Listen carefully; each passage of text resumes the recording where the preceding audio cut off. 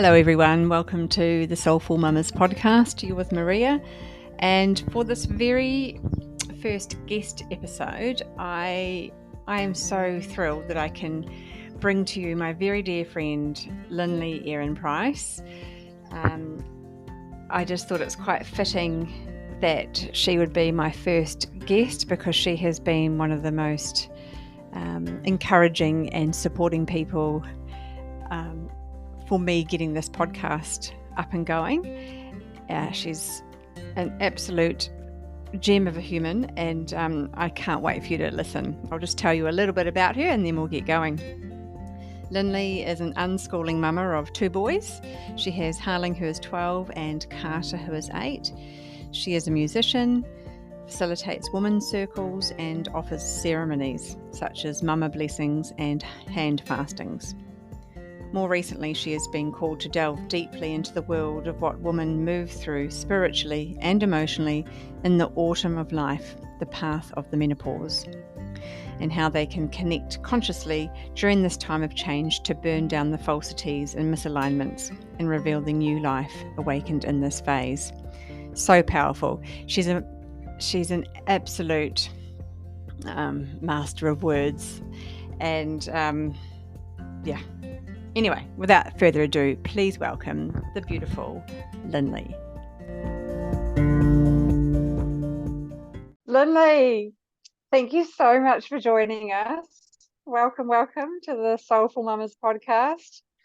Such a special honour for you to be here. Thank you. Thank you for having me. It's such an honour to be here with you. Yeah. Just to start with, I just thought if you could just give us a little sharing of who you are and who your children are, and that journey into motherhood. Yeah. Wow. Okay. So I'm Lynley, and I've got 2 boys who are Harling, and he's 12, and I've got Carter, who's 8, and we're unschoolers. And yeah, so it's been quite the journey, really. Went from a very different lifestyle pre-kids, being in a band and being a musician and that kind of thing, to very, very different life having children. With my first pregnancy with Harling, and really was interested in the home birth side of things and all the natural birthing, and actually ended up not having such a great time with Harling, and had birth trauma and PTSD and a bit of the works there, and but then a very healing home birth with Carter afterwards. So that was kind of my introduction into motherhood. Yeah, and it's that whole thing, isn't it, where you can have the best laid plans, the idea of a home birth, and what happens when it doesn't go to plan like that. How did you find you navigated that, those basically the decision choices taken away from you in that time?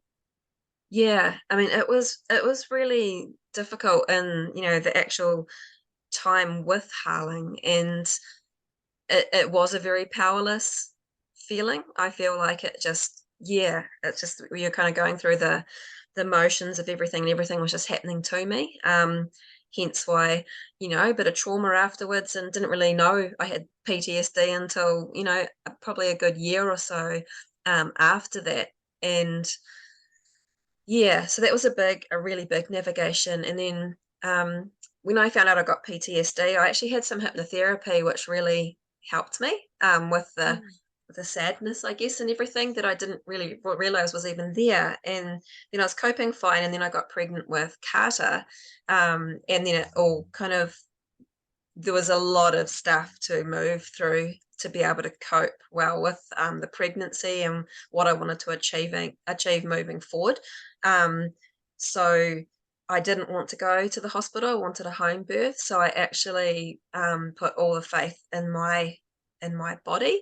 I chose not to have any scans or any medical interventions whatsoever, and just trust in yeah, us as a little team, and along with the universe, and but there was a lot of work. So I went to home birth circles, which was the best thing I possibly could have done, because that's where I really first experienced this nurturing of these mothers that were there and were so passionate about mothers and birth and babies, and the health of everybody involved. And yeah, I've never been so held, as I was in that space. And then I met the beautiful Carla from Healing Birth in that space as well. And she also walked me through so much of my trauma. I just did so much healing with that woman. And also my beautiful midwife, Claire Eccleston. I couldn't have had a better midwife who, walked through all of my birth with Harling. Yeah, there was a lot of processing. And I think the biggest thing for me coming out of that, when we have these traumas, I guess, and then we see the gifts years after, and I really learned about fear really deeply there. So something I've brought forward into my life now is anything that I'm really fearful of, I have to stop and really look at it. And if there's something that I can, like, it's almost like a process of like, if this happens, what will I do? If this happens, what will I do? So you have this plan, you've given your attention fully to what's causing the fear in your body. And then once you've done that, then you can put it to the side and you can like focus on the things that you do want and the feelings you want to have and the things you want and all of those types of things. So it really gave me a beautiful process to work with Carter. And once I'd done all that fair work with him, I went on to have the birth pretty much that I had intended with the universe. So yeah, it was a very Wow. powerful lesson for me. Yeah. Oh, that's beautiful. And Mm. just that gift and shift of awareness, and almost having these little almost like earth angels that come in at the right time to wrap and support you in your hour or hours of need, to guide you through and help you, I guess, rediscover your power. Yeah. Yeah. Was it a feeling of empowerment once you'd been through that journey with Carter? That, Yeah. yeah. Yeah, it really was. It was yeah, a very empowering thing. So I went on after that and I achieved some other things kind of that I'd been scared of or put off or thing. Just I was really in my power after that. And I can forget it as time moves on. But there's definitely been other things like that. Fear process is something that I use on a quite regular basis if I notice or can feel that I'm in fear. So that's a very empowering tool for me in all aspects of my life now that I've had that experience. And yeah, it's makes you quite appreciative of knowing as well that would I change my birth with Harling, if I really got the choice? I don't know, because the gifts that I've really have got from that, it's true. We hear these things about traumas, we can find the medicine and the gifts in that. And I really feel like my life probably would not necessarily be on the path it is now if I hadn't have been through that. Yeah. Totally. Yeah. I 100% agree. Yeah. It would be the exact same with me with Maya's journey. I would Mm, not be, well, I'd be on the very scenic route right now if I was still, if yeah. that's still meant to be a trajectory in the long run. But I think it would have taken me, sometimes we need that direct lesson or whatever it is to really get us into that opportunity for growth, and Mm, where we're, what we're here to do and what we're yeah. here to bring. And definitely, I mean, do you think, where has that taken you, if you think of Harling's experience and then Carter's beautiful healing experience, Mm, and you're on your unschooling journey, which in itself is a big, beautiful journey, but it would be, that's a full-time job in itself, if you want to call it that. But I know you have many bows to your string, Lynley. So what got you going on that path where you are now? We'll get to what you do now, but that from Carter, say, like, what was there always that impulse of I'm going to unschool, or did you know, have those ideas before becoming a mother of how it was going to look? No, I don't think I did actually. I think it just was a really natural roll-on effect of, wanting to home birth and trusting and really having that trust in my own body and women's bodies in birth. So I think that was a natural, and then being a researcher, I could find everything I needed to back up that. So the only thing I didn't do in my pregnancy was obviously face my face my own fears. I just didn't think that I had them. I hid them away, but that's okay. And then it was a natural roll-on effect, really. I questioned everything from there. I questioned vaccines, pharmaceuticals, everything, the vitamin K injection, so everything. I was just like, why? And having to do my own, research and listen to my body. Plunkett was another one, just listening to advice that I might get from them, like, oh, I shouldn't leave baby on the breast for that long on that one side. And it's like, but no, but I just read that all the hind milk is so luscious and important. My babies were so beautiful and fat and so healthy. And so it's just that listening to my own intuition, I guess, with that. So quitting Plunkett, and then yeah, I think homeschooling, I just had that feeling inside of me of how can I hand over my babies, like it is. And it's not that I think it's wrong to send babies to school necessarily. It's just like for me, it just didn't feel like what I wanted to do. So it was just a very evolving um Yeah. thing, really. Yeah. And it's beautiful because it's like you were following, um it's like after Carter's experience, you really tuned into your own inner wisdom, and that little voice within you was, you could hear it in Mm. the form of your intuition, and so it was guiding you, as it always guides each of us, but we Yeah. don't always listen, or maybe we don't hear it both. But it sounds like you were getting the nudges, and you were following what was true and right for you, which Mm. is really, as a mother, really powerful. And Yeah. quite often on our motherhood journey, we feel disempowered with so many things, and so much doubt and worry and guilt, and shoulding on ourselves. And Yeah. it's a challenge to really get curious and ask questions and follow your own inner compass. It's so, yeah, Yeah. it's for you that you had that courage. Yeah. um and so that led you to, I mean, previous life, you're in a band, you're a drummer. Yeah. um did any of what you were doing then translate, if you like, into what you're doing, what you brought forth after having Carter? Yeah, Or was well, it completely new?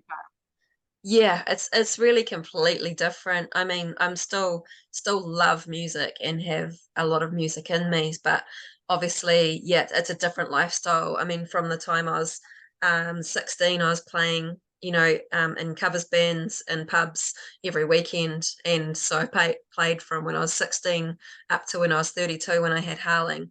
Most weekends, either in my covers bands or my originals band. A lot of it, our original stuff was quite heavy music, and we went Yeah, traveling around in our bus, and the nights are crazy, the days and nights are crazy because you've got all the setup and the sound check, and you're waiting around, and then you play, and then you pack down and you drive home, and it's like you're not rolling in till 5 o'clock in the morning or whatever. So that after having babies, and the way I mothered as well, I I co-slept with my boys, and I breastfed them, you know, all through the night and all those kind of things. So it just wasn't something that I could just jump back into, even if, and I didn't even think about it, you know, to be honest. Like once I had the babies, it was just like all my focus was on that. But then in more recent years, because I do women's circles and that now, obviously, and I've got yeah, my cajon drum, so I do that kind of drumming. I've made like my own medicine drum, and so I've got those, my drums and these kind of elements. Still got my drum kit downstairs, which I play occasionally, and but I play been teaching myself guitar over the last few years, and very basic guitar. Because I love to sing, so you know, I've written a couple of songs now, and so music's still very much a part of my life, and definitely very the want is there to do more with it still. Yeah. Yeah, beautiful. Mm. Um, and so your boys, 12 and 8, 9, 9, how um, are they at an age where they're interested in, you know, what's that drum kit downstairs, Mum? Like, are they interested in what you did, and or is it not quite there Yeah, yet? they have occasional interests of the instruments and that. 'Cause when we've got everything downstairs, we've got, you know, all the guitars, we've got the drums. They love the PA system the most. So which is just the microphones and the speakers. So my partner will put that on for them along with his looping pedals, which are like pedals that you can record something with, and then that get that, and you can just layer it. And so they love playing Yeah. with that. So you'll have like humming and then fart noises and then all the things. So they love layering all that kind of stuff up then, and making little words. So yeah, they do play with that quite a bit. And Carter actually got really good at the keyboard for a while there. He learnt, it was a keyboard that was programmed with songs, and he taught himself how to play all the songs off by heart. And then once you've nailed them all, he just left it and hasn't gone back to it. Yeah, Wow. yeah, so it's I think they've got something. It's particularly Carter probably has got some musical, and he will listen to his favorite songs, which is actually Slipknot. um, and so he listens to those, and he's printed out the words, and he'll sit there with his headphones on, and he actually learns the whole songs, and we'll just be lying in bed, and he'll just crank out just Slipknot in his cute little baby voice, and these lyrics Yeah. that you wouldn't really expect to hear coming from a kid. But I don't want to, yeah, I don't want to. He loves it, so I'm not going to stop him from doing it. He doesn't swear. He didn't do the swear words. He doesn't like swearing. Yeah. Yeah. And also because context, your husband was a member of the band that you're into, so you guys were in that together. So it's very much a musical family, if you like. They're born into um, Yeah, that sort of life and exposure to beautiful, you know, instruments, and I guess it's quite normal compared to, you know, other families wouldn't have had those opportunities. So yeah, yeah, um, yeah, but it's quite neat that you just let them, if they're interested, they're interested. If they're not, then that's cool too. It's yeah. yeah, that's Mhm. not that expectation of following in your footsteps, so to speak. No, no, Yeah, yeah, yeah. And so so obviously I attend your circles, which I absolutely love. But going back to when you first sort of set them up or started them, what was the impulse? What was the drive behind creating these women's circles? Where mm. did that come from?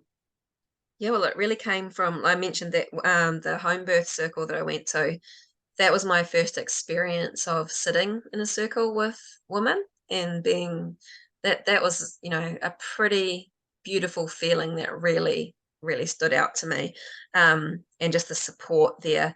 And because after the band days, you know, I kind of didn't really have much friendships, if any, kind of leaving that, because they're all musicians and still doing that scene. And so I didn't really have a lot of women friends. And so that circle just really had a big impact on me. And then obviously didn't have that to go to any longer after. I mean, I could have kept going, but when we did go for a while after, and then I went to a few workshops with one of my beautiful friends, Karen, with the wellness group, and she did these workshops in Hamilton, and it was the first place that I've been in where I've experienced a place where every single person would get heard. So she would go over something or ask a question, and then she would go through all of us. And it was just absolutely amazing for me, because normally I would be the person who doesn't speak. And then by the time I've actually got something to say, or the conversation has completely changed, or they've moved on, and I just had never got that space. And the way that Karen facilitated that was just beautiful. If someone went off topic, she'd go, hold it, just for a second, and so it was really beautiful. I loved that. And then those obviously didn't happen regularly, couldn't find anything else like it. So I just decided to create it. And which was, it felt like something important for me. I'd recently started finding some more unschooling people. So I just really had this feeling like I needed to find my people. And because I started, I don't know, I think when Carter was about 3 or so, I just started to feel really lonely. And wow, we really need to find some people that we can hang out with, a lot, and do different things. And so I did that for them too. And then, but then I also created this, circle of women basically as well, or a place for women to gather and, look at these things that affect our lives, and that we can celebrate, and that we can, or just really look deeply into, and for healing, and connection, and yeah. Yeah, and it's so beautiful, Lynley, and so powerful and necessary and needed, because as women and mothers, we often don't have that opportunity to be fully seen and heard and witnessed in the way that we each are in that circle space where it's I love that. I love the circle. Any the actual circle itself. It's just there is no, you're facilitating, but you're not. I am the leader. It's still very much, we are a circle of women sharing, Yeah. and you're holding this space, Yeah. obviously, in that situation. But just that opportunity to really share from the depths of your heart or soul, and not be, not try to be fixed, or there's no commenting. It's just whatever needs to come out can come out, and there's no quick, you're on a time limit.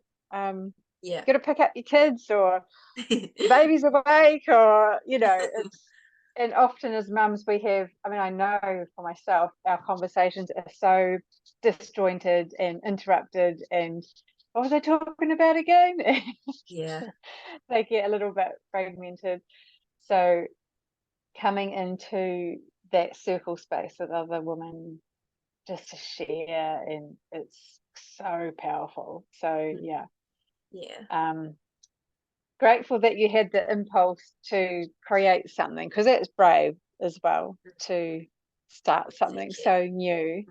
And but again, it sounds like you, another gift of that healing birth and journey from Carter, is that you really were in tune with your own inner knowing and that wisdom within, and you were listening to that voice, and it was guiding you, like, let's try this, maybe. Why don't you just do it yourself? And then the people come, right?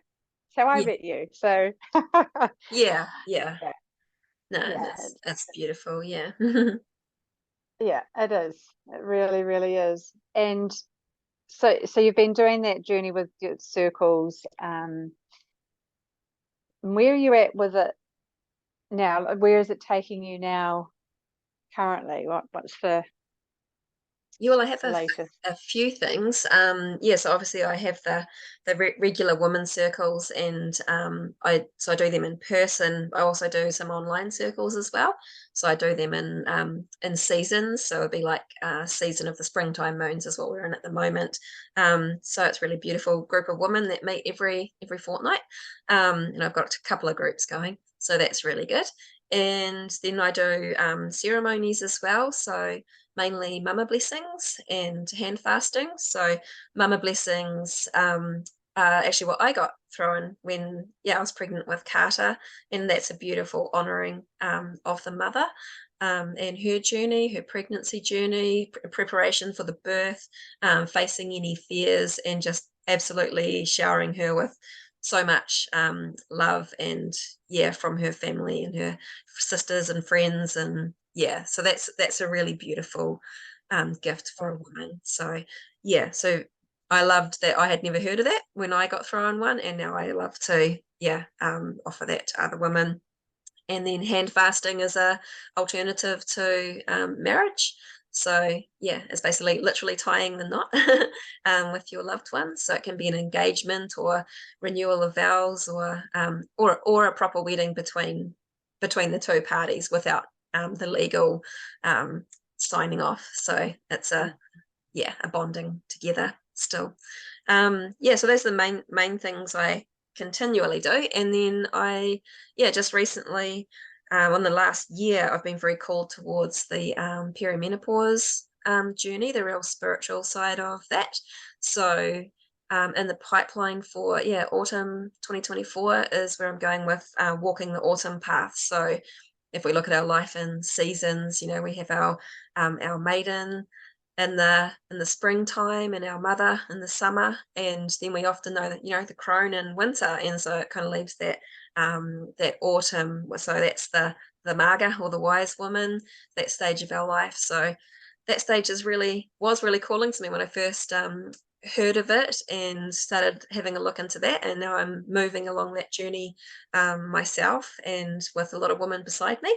And so that's where I'm kind of heading. And it's beautiful. It felt like a very new journey that hadn't been much explored, but the more I explore it, there's women, I'm discovering books and papers from decades ago of women, of course, going through this spiritual reshaping, rechanging, reimagining of our lives, basically, as we move through to the next chapter, over that kind of decade of hormonal changes leading up to our menstrual periods not coming anymore, and the changes that come with that. So that's where I'm really focused at the moment, and putting a lot of attention into. Yeah, and I'm watching this space very carefully because I too am in that journey with you, as you know. And I think you're right. Like there is information out there, but it's not as accessible as perhaps some of the mainstream options. Like if you to go into good old Google, for example, it will come up with whatever those main treatments are. But for those of us seeking, you're not wanting a treatment as such, you're wanting to learn how to grow with this and navigate this time and honor it. And there's so much unfolding and learning. It's just discovering the support or the wisdom from our ancient mothers coming forth. So it's just accessing that, and it's so great that you are, like you said earlier, you're a researcher and you are so thorough, and when you articulate it to whoever, it's so beautiful. And I will talk another time about we didn't even touch on your powerful storytelling and your way with words. So beautiful. So I think maybe if people check out your website, because you have all your offerings there, and you're also on Instagram and Facebook. Both of those. So Instagram is just mainly my I guess my art of my altars that we do at Circle, and then but Facebook, and I've got a group as well in there for the Revealing the Wise Woman through perimenopause, and otherwise it's Lynley Erin Seasons and Circles on Facebook. Awesome. And I'll pop all the links in the show notes so people can find you, because they're going to want to after hearing all your amazing offerings that you have. No, thank so you. much. And we're going to have more conversations, and I'd love to go much deeper with your current work with the perimenopause and that journey, because what you're creating right now is so amazing. So we will, to be continued, everybody, and you'll find out more and how to work with Lynley a bit more and really focus on this particular area. But just before we finish up, what if I was to ask you, what fills your soul? What are the things, or the thing that is really soul filling for you as a woman, as a mama? Like, what fills your soul? Yeah, cool. Well, music was the first thing that popped into my mind, just because music for me is one of those things. I think it is very connected to soul. It's one of those things where you're so present of the words, or the just the making the music, or the drum, or whatever it is that you're doing. So the presence, I think, that connects me with soul very quickly and very easily.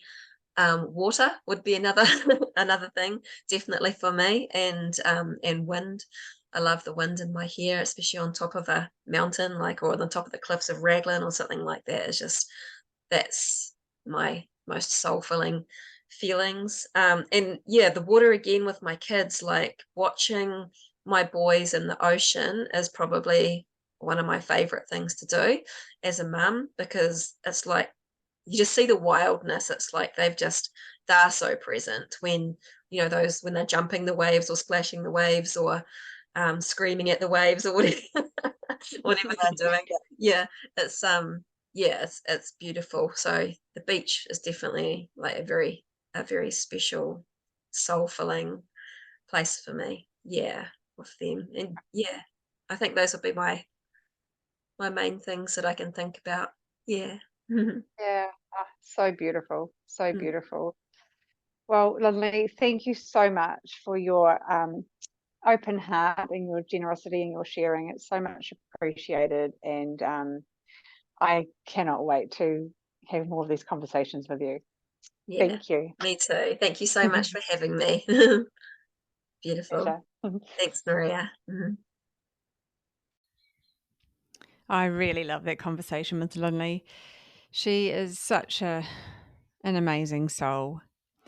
I'm looking forward to having more conversations with her on the podcast, so you can learn more about what she does and what she brings to the world. She was quite humble, I think, in sharing her offerings. But please do check out her website and her socials. I'll put the links in the show notes below.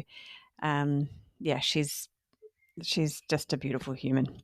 Right, these are the takeaways from this episode. Number 1, the importance of putting faith into your body and trusting. Number 2, learning about fear and working with a fear process. Number 3, discovering the journey of empowerment. Number 4, recognizing the gifts and medicines of our traumas. Number 5, listening to our intuition. And number 6, the importance of support from other women, especially in the form of circles and a safe place where you can truly be seen and heard. So, all of these things I just love. Do go and check her out. And please, if you haven't already, subscribe to the show, Soulful Mamas. I'm on Spotify and Apple and wherever you listen to your podcasts, and come and hang out. Come and ask me any questions. I have a Facebook group as well, Soulful Mamas, and I would love for you to come and join me and get this village growing. Have a beautiful, beautiful day.